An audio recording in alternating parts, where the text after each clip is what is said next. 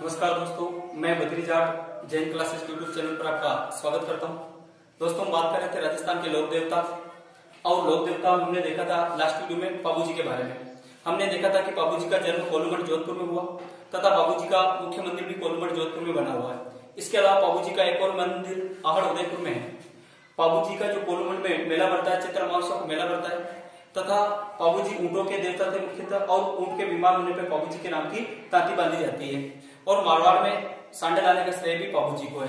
बाकी पाबूजी के बारे में विस्तृत जानकारी के लिए आप हमारा पिछला वीडियो देख सकते हैं। आज हम बात करेंगे राजस्थान के प्रमुख महत्वपूर्ण लोक देवता रामदेव जी के बारे में। आपको पता होगा राजस्थान में रामदेव जी एक बहुत ही प्रसिद्ध लोक देवता है। अगर हम इनके उपनाम की बात करें तो रामसा पीर, पीरों के पीर, रूणीचारा धनी आदि उपनामों से रामदेव जी को जाना जाता है। अगर हम रामदेव जी के जन्म स्थान की बात करें, जन्म स्थान, तो रामदेव जी का जन्म स्थान उड़ू कश्मीर, गांव कौन सा है? उड़ू कश्मीर। और तहसील की बात करें तो तहसील शिव और जिला है बाड़मेर में रामदेव जी का जन्म हुआ। अगर हम रामदेव जी का जन्म कब हुआ इसकी बात करें तो रामदेव जी का जन्म हुआ भाद्रपद शुक्ल द्वितीया। रामदेव जी का जन्म कब हुआ? भाद्रपद शुक्ल द्वितीया। इसी तिथि को बाबे की बीज नाम से जाना जाता है, बाबे की बीज नाम से भी जाना जाता है। और इनका जन्म हुआ 1405 ईस्वी में। कब हुआ? 1405 ईस्वी में जन्म हुआ। अगर हम रामदेव जी के पिताजी की बात करें तो इनके पिता है अजमल जी तंवर। तो रामदेव जी का जन्म तंवर वंशी राजपूत परिवार में रामदेव जी का जन्म हुआ। अगर हम इनकी माता की बात करें तो रामदेव जी की माता है रामदेव जी की माता मैना है। अगर हम रामदेव जी के गुरु की बात करें तो रामदेव जी के गुरु है बालीनाथ। गुरु का क्या नाम है? बालीनाथ, जिनका मंदिर मसूरिया पहाड़ी जोधपुर में बना हुआ है। अगर हम रामदेव जी की बहन की बात करें तो रामदेव जी की बहन है सुगना कौन है? रामदेव जी की बहन है। अगर हम रामदेव जी के भाई की बात करें, बड़े भाई, तो भाई का नाम है वीरमदेव। क्या नाम है? वीरमदेव। अगर हम रामदेव जी की धर्म बहन की बात करें, धर्म बहन, तो रामदेव जी की धर्म बहन है डाली बहन की क्या है? धर्म बहन है।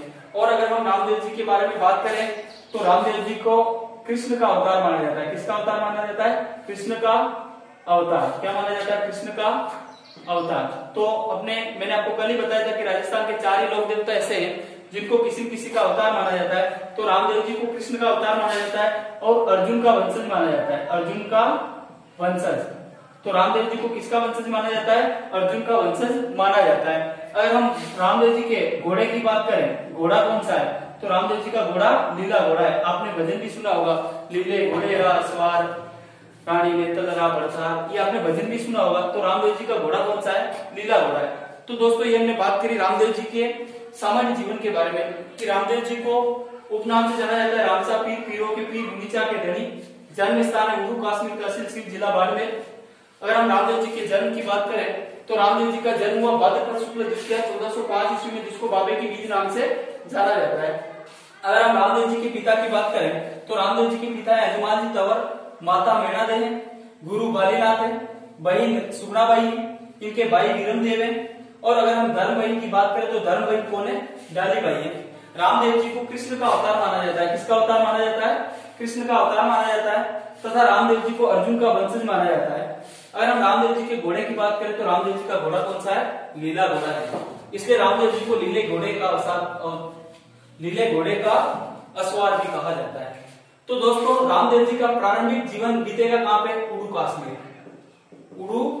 कश्मीर। रामदेव जी प्रारंभ में कहां रह रहे? उड़ू कश्मीर। इसी उड़ू कश्मीर के पास में एक स्थान होता है जिसका नाम होता है सातलमेर। क्या नाम होता है? सातलमेर। इस सातलमेर में एक तांत्रिक होता है, मतलब राक्षस होता है, जिसका नाम होता है भैरव राक्षस। क्या नाम होता है? भैरव राक्षस। ये भैरव राक्षस क्या करता है? सातलमेर में बहुत ज्यादा लोगों पर अत्याचार करता है तथा लोगों को मार देता है। मतलब बहुत ही आतंक इसने मचा रखा था। तो रामदेव जी उड़ू कश्मीर से आते हैं और इस भैरव राक्षस से की क्या कर देते हैं, वध कर देते हैं, मतलब मार देते हैं, इसकी हत्या कर देते हैं। तो भैरव राक्षस को मार करके इन्होंने सातलमेर के जो लोग थे उनको अत्याचारों से मुक्त कराया था, तथा इसको मारने के बाद में इस सातलमेर को पुनः बसाया और इस सातलमेर का नाम रखा इन्होंने पोखरण। क्या नाम रख दिया, पोखरण नाम रखा। तो पोखरण को किसने बसाया, रामदेव जी ने बसाया। और किसको मार करके बसाया, तो भैरव राक्षस को मार के बसाया था। अब देखो रामदेव जी पोखरण बसाने के बाद में कहाँ रह रहे, रामदेव जी पोखरण में रह रहे और इन्हीं के साथ में इनकी बहन भी रह रही है, बहन और पूरा परिवार रह रहा है। बहन का नाम क्या है, सुगुणा। तो रामदेव जी पोखरण से ही सुगुणा का विवाह करते हैं। सुगुणा की शादी करवाई जाती है। एक पुंगलगढ़ होता है, पुंगलगढ़ जो कि बीकानेर में, कहाँ पे पुंगलगढ़, बीकानेर में। इस पुंगलगढ़ के विजय सिंह के साथ सुगुणा का विवाह किया जाता है, विजय सिंह के साथ में। अब सुगुणा का विवाह कर दिया गया किसके साथ में, पुंगलगढ़ के विजय सिंह के साथ में। जब रामदेव जी सुगुणा को विदा कर रहे थे तो सुगुणा बहुत ज्यादा रो रही थी और सुगुणा कह रही थी कि भैया मैं पोखरण छोड़ के नहीं जाना चाहती। तो रामदेव जी ने कहा कि बहन अगर तू पोखरण छोड़ के नहीं जाना चाहती तो मैं पोखरण तेरे को दहेज में देता हूँ। और इस प्रकार से रामदेव जी ने पोखरण को किसको दहेज में दे दिया, सुगुणा को दहेज में दे दिया। बहुत सी पुस्तकों में ये भी मिलता है कि रामदेव जी ने पोखरण दहेज में अपने भाई वीरमदेव की पुत्री को दिया था, मतलब अपनी भतीजी को दिया था, लेकिन वास्तव में इन्होंने ये पोखरण सुगुणा को दहेज में दिया था। अब इस पोखरण दहेज में देने के बाद आपको पता है कि अपने हिंदू धर्म में अगर बहन को जो वस्तु दान में दे दी जाती है उसमें भाई का कोई अधिकार नहीं होता है, मतलब दहेज में देने के बाद में। और बहन के ससुराल में भाई पानी तक नहीं पीता है, तो रामदेव जी पोखरण में रह कैसे सकते हैं। तो रामदेव जी ने इसके बाद में पोखरण छोड़ दिया और रामदेव जी पोखरण छोड़कर चले जाते हैं कहाँ पे, रूणीचा। देखो रामदेव जी रूणीचा जाते हैं, उससे पहले रूणीचा के बाहर एक वृक्ष होता है, उसके नीचे रामदेव जी विश्राम कर रहे होते हैं, वृक्ष के नीचे बैठे होते हैं। इस प्रकार से रामदेव जी बैठे होते हैं। इस रूणीचा में क्या होता है, जाति पाति का भेदभाव बहुत होता है और ऊंच नीच बहुत होता है। तो इस कारण से एक निम्न जाति की महिला, मेघवाल जाति की महिला, कौन सी जाति की, मेघवाल जाति की महिला, जिस पर इस रूणीचा में अत्याचार हुआ था, वो रोते हुए जा रही थी। तो रामदेव जी ने पूछा कि बहना तेरे साथ क्या हुआ, और उसका नाम होता है डाली बाई। क्या नाम होता है, डाली बाई। तो उसने सब कुछ बताया कि इस गांव में बहुत ही ज्यादा ऊंच नीच का भेदभाव है और लोगों ने मेरे को प्रताड़ित करके गांव से बाहर निकाल दिया। तो रामदेव जी इसको अपनी क्या बनाते हैं, धर्म बहिन बनाते हैं। क्या बनाते हैं, धर्म बहिन बनाते हैं। और इसको धर्म बहिन बनाने के बाद में रामदेव जी रूणीचा में इसको ले जाते हैं तथा रूणीचा में ऊंच नीच के भेदभाव को समाप्त करने के लिए एक कांवड़िया पंथ की स्थापना करते हैं। कौन सा पंथ चलाया इन्होंने, कांवड़िया पंथ। तो अपने प्रतियोगी परीक्षाओं में कई बार ये प्रश्न बना हुआ है कि कांवड़िया पंथ की स्थापना किसने की, तो कांवड़िया पंथ की स्थापना रामदेव जी ने की। कहाँ पे की, रूणीचा में की। क्यों की, उच्चतों का उद्धार करने के लिए। अगर हम रामदेव जी के एक शिष्या की बात करें, कौन शिष्या, तो रामदेव जी की एक शिष्या होती है और उसका नाम है आई माता। क्या नाम है, आई माता। राजस्थान में आई माता का मंदिर बना हुआ है बिलाड़ा जोधपुर में। आई माता सिवली जाति की कुल देवी है। आई माता के मंदिर में जो दीपक की लौ जलती है उससे केसर टपकती है। तो आई माता रामदेव जी की क्या थी, शिष्या थी। और रामदेव जी से प्रभावित होकर आई माता ने भी एक आई पंथ चलाया था। कौन सा पंथ चलाया था, आई पंथ, जो कि नीम के पेड़ के नीचे से चलाया था। तो दोस्तों हमने ये बात करी कि रामदेव जी उड़ू कश्मीर से कहां पे जाते हैं, सातलमेर। सातलमेर में भैरव राक्षस का वध करते तथा उसको पोखरण नाम से पुनः बसाते हैं। फिर पोखरण को अपनी बहन सुगुणा को दहेज में दे देते हैं। दहेज में देने के बाद में रामदेव जी चले जाते हैं रूणीचा। रूणीचा में रामदेव जी ने डालीबाई को अपनी धर्म बहिन बनाया तथा कांवड़िया पंथ की स्थापना करी। और इनकी जो शिष्या है वो आई माता। आई माता ने कौन सा पंथ चलाया था, आई माता ने आई पंथ चलाया था नीम के पेड़ के नीचे से। अब दोस्तों अगर हम बात करें तो रामदेव जी के बारे में, और अगर हम सामान्य बात करें तो रामदेव जी ने समाधि कब ली, समाधि, तो रामदेव जी ने जीवित समाधि ली थी भाद्रपद शुक्ल एकादशी।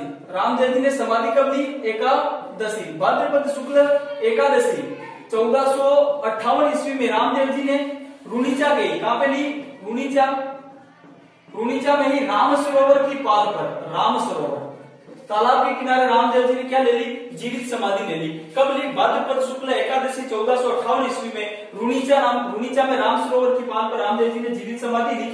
देखो रामदेव जी समाधि लेने वाले थे भाद्रपद शुक्ल दशमी को, भाद्रपद शुक्ल दशमी को समाधि लेने वाले थे। लेकिन रामदेव जी समाधि लेने वाले थे उस समय इनकी बहन धर्म बहिनी डाली बाई आती है। कौन आती है? डाली बाई आती है और वो कहती है कि भैया ये समाधि तो मेरे लिए है और इसमें तो मैं समाधि लूंगी।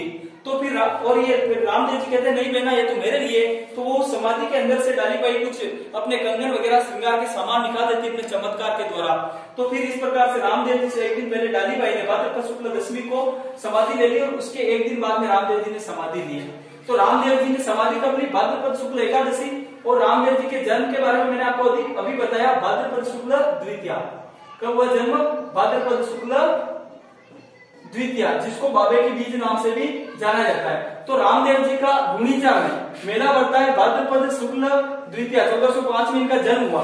तो भाद्रपद शुक्ल द्वितीया से भाद्रपद शुक्ल एकादशी तक रामदेव जी का मेला बढ़ता है गुणिचा जैसलमेर में, जो कि राजस्थान का सांप्रदायिक सद्भाव का सबसे बड़ा मेला है। सांप्रदायिक सद्भाव का सबसे बड़ा मेला। तो राजस्थान में सांप्रदायिक सद्भाव का सबसे बड़ा मेला कौन सा है?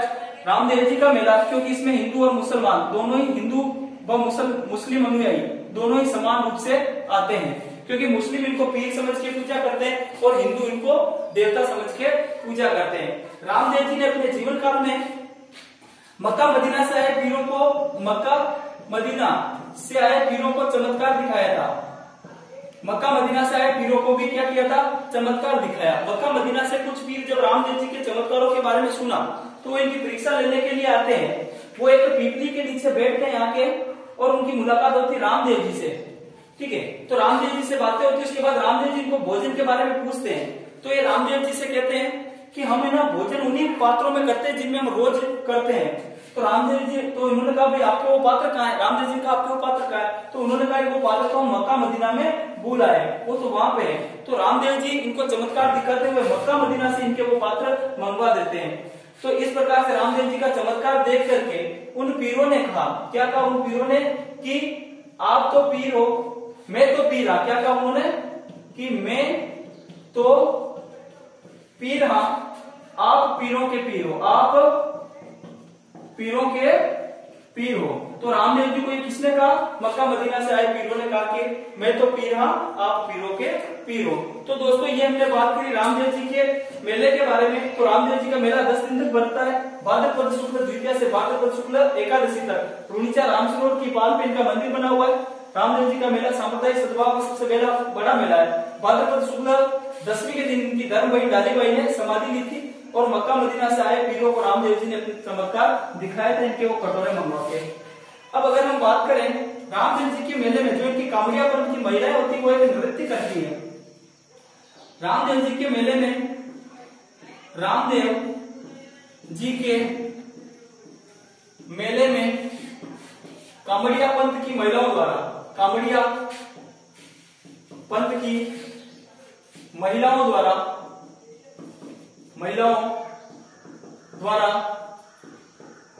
13 ताली नृत्य किया जाता है, नृत्य किया जाता है। तो रामदेव जी के मेले में कांवड़िया पंथ की महिलाओं द्वारा 13 ताली नृत्य किया जाता है। ये 13 ताली नृत्य ऐसा कहा जाता है कि शरीर पर 13 मंजीरे बांधे जाते हैं। क्या बांधे जाते हैं? 13 मंजीरे बांधे जाते हैं।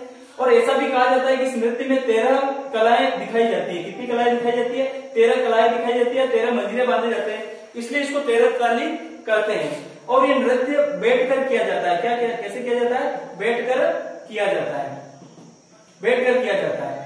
तो 13 ताली नृत्य बैठकर किया जाता है। ठीक है, दूसरी बात, मेले में बाहर तो कांवड़िया पंथ की महिलाएं 13 ताली नृत्य करती है और अंदर जो इनके मेले में जो क्या होते हैं, रात्रि जागरण होते हैं। अंदर जो रात्रि जागरण होते हैं उनको जम्मा कहा जाता है। ठीक है दोस्तों, तो ये प्रश्न बनता है अपने कि रामदेव जी के मेले, जो रामदेव जी के रात्रि जागरण है उनको क्या कहा जाता है? उनको जम्मा जागरण कहा जाता है। रामदेव जी के अधिकांश अनुयायी मेघवाल जाति के, किस जाति के हैं? मेघवाल जाति के हैं। और मेघवाल भक्त, इनके मेघवाल भक्त रिखिया कहलाते हैं। क्या कहलाते हैं? रिखिया। तो रामदेव जी के मेघवाल भक्तों को क्या कहा जाता है? रिखिया कहा जाता है। एक रामदेव जी का जो इस प्रकार से मंदिर बना हुआ है, इस प्रकार से जो रामदेव जी के मंदिर होते हैं उन मंदिरों में रामदेव जी के पगलियों की पूजा की जाती है। किसकी पूजा की जाती है? पगलियों की पूजा, पगलियों की पूजा की जाती है। तो रामदेव जी के मंदिर में किसकी पूजा की जाती है? पगलियों की पूजा की जाती है।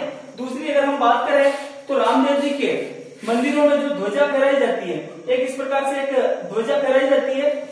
जो ध्वजा होती है 5 रंग की ध्वजा, ये नेजा कहलाती है। रामदेव जी के मंदिर में 5 रंग की ध्वजा फहराई जाती है, उसको नेजा कहा जाता है। रामदेव जी के मंदिर को देवरा कहा जाता है। रामदेव जी के मंदिर को क्या कहा जाता है? देवरा कहा जाता है। और रामदेव जी के मंदिर में पुजारी तंवर राजपूत होता है। कौन होता है? तंवर राजपूत होता है। तथा रामदेव जी के मंदिर में भक्त कपड़े के घोड़े चढ़ाते हैं। तो देखो दोस्तों, हमने यहाँ ये देखा कि रामदेव जी के मेले में कांवड़िया पंथ की महिलाएं क्या करती है? 13 ताली नृत्य करती है। रामदेव जी के जो रात्रि जागरण किए जाते हैं उनको जम्मा जागरण कहा जाता है। रामदेव जी के मेघवाल भक्तों को रिख्या कहा जाता है। इनके मंदिरों में पुजारी तंवर राजपूत होते हैं। रामदेव जी के मंदिर में इनके पगलियों की पूजा की जाती है तथा इनके मंदिरों को देवरा कहा जाता है। और इनके देवरे में जो 5 रंग की ध्वजा फहराई जाती है उनको नेजा कहा जाता है। अगर हम बात करें रामदेव जी की फड़ की, रामदेव जी की फड़ का वाचन, रामदेव जी की फड़, मैंने आपको कल ही बताया था, फड़ या फड़ जो कपड़े पर देवी देवताओं के चित्र उकेरे जाते हैं उसको फड़ कहते हैं। भीलवाड़ा का जोशी परिवार, शाहपुरा भीलवाड़ा का इसके लिए प्रसिद्ध है। रामदेव जी की फड़ या फड़ का वाचन रावण हत्ता वाद्य यंत्र के साथ किया जाता है। रावण हत्ता वाद्य यंत्र के साथ किया जाता है। वाद्य यंत्र के साथ किया जाता है। तो दोस्तों, रामदेव जी की फड़ का वाचन किसके साथ किया जाता है? रावण हत्ता वाद्य यंत्र के साथ किया जाता है। इसके बाद में अगर हम बात करें आगे, तो रामदेव जी के प्रमुख सहयोगी की अगर हम बात करें तो रामदेव जी के उस समय प्रमुख सहयोगी या फिर उनको हम कह सकते हैं भक्त जो उस समय इनके साथ में रहते थे। तो प्रमुख भक्त की बात करें तो एक तो है रत्ना राय का, एक है लक्की बंजारा और एक है हरजी बाटी। ये 3 रामदेव जी के प्रमुख भक्त मिलते हैं, रत्ना राय का, लक्की बंजारा और हरजी बाटी, जो कि रामदेव जी के प्रमुख भक्त हैं। और अगर हम रामदेव जी के बारे में बात करें तो रामदेव जी के राजस्थान में प्रमुख मंदिर, अगर हम रामदेव जी के प्रमुख मंदिरों की बात करें तो एक अपने प्रमुख मंदिर तो भारत में सबसे मुख्य मंदिर तो रुणेचा का है। जो रुणीचा में जो मंदिर बना हुआ है, रुणीचा जैसलमेर, ये भारत का प्रमुख मंदिर है। इसके बाद में अगर हम और बात करें रामदेव जी के मंदिरों के बारे में तो रामदेव जी का एक और मंदिर बना हुआ है मसूरिया पहाड़ी जोधपुर। मसूरिया में रामदेव जी के गुरु बालीनाथ का मंदिर है। ऐसा कहा जाता है कि रामदेव जी की अगर कोई पैदल यात्रा कर रहा है तो रामदेव जी से पहले मसूरिया पहाड़ी में बालीनाथ के दर्शन करना बहुत जरूरी है। बालीनाथ के पास में रामदेव जी का मंदिर भी बना हुआ है। और अगर हम बात करें तो रामदेव जी का मंदिर एक और बना हुआ है बिराटिया। कहाँ पे बना हुआ है? बिराटिया में भी रामदेव जी का मंदिर बना हुआ है। और ये बिराटिया पाली में भी रामदेव जी का एक मुख्य मंदिर बना हुआ है। और अगर हम रामदेव जी की मंदिर की बात करें तो एक मंदिर बना हुआ है खांडियावास, और ये खांडियावास है अजमेर में। ये खांडियावास अजमेर और नागौर की सीमा पे बना हुआ है, वैसे पर्वतसर के पास में। तो एक खांडियावास में भी रामदेव जी का मंदिर बना हुआ है। इसके अलावा अगर हम और बात करें तो रामदेव जी का मंदिर बना हुआ है एक और सुरताखेड़ा, और ये सुरताखेड़ा है चित्तौड़गढ़ में भी रामदेव जी का मंदिर बना हुआ है। तो दोस्तों, ये हमने बात करी राजस्थान के रामदेव जी के प्रमुख मंदिर। और अगर राजस्थान के अलावा एक और अगर हम मंदिर की बात करें तो और मंदिर रामदेव जी का बना हुआ है गुजरात में। कहाँ पे बना हुआ है? गुजरात में, जिसको छोटा रामदेवरा कहा जाता है। छोटा रामदेवरा। तो अगर ऐसा आ जाए कि छोटा रामदेवरा किसे कहा जाता है तो रामदेव जी का एक गुजरात में मंदिर बना हुआ है जिसको छोटा रामदेवरा नाम से जाना जाता है। एक रामदेव जी की जो पैदल यात्री होते हैं, उनके पैदल यात्रियों को जातरू कहा जाता है। क्या कहा जाता है? जातरू कहा जाता है। तो दोस्तों, ये हमने बात करी राजस्थान के एक मुख्य प्रमुख लोक देवता रामदेव जी के बारे में। मैंने आपको बताया कि रामदेव जी की फड़ का वाचन रावण हत्ता वाद्य यंत्र के साथ किया जाता है। रामदेव जी के प्रमुख सहयोगी भक्त रत्ना राय का, लक्की बंजारा, हरजी बाटी है। रामदेव जी के मुख्य मंदिर रुणीचा जैसलमेर में।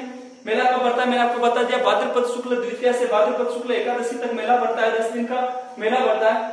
इस मेले में कांवड़िया पंथ की महिलाओं के द्वारा 13 ताली नृत्य किया जाता है। एक इनका मंदिर है मसूरिया पहाड़ी जोधपुर, जो इनके गुरु बालीनाथ का मंदिर भी है वहीं पे। एक है बिराटिया पाली में, एक खांडियावास अजमेर में भी रामदेव जी का मंदिर है, और एक सुरताखेड़ा चित्तौड़गढ़ में भी रामदेव जी का मंदिर है। तो दोस्तों, ये हमने बात करी राजस्थान के प्रमुख लोक देवता रामदेव जी के बारे में।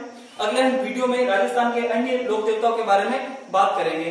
अगर आपको ये वीडियो अच्छा लगा हो तो प्लीज चैनल को लाइक करें, शेयर करें, सब्सक्राइब करें।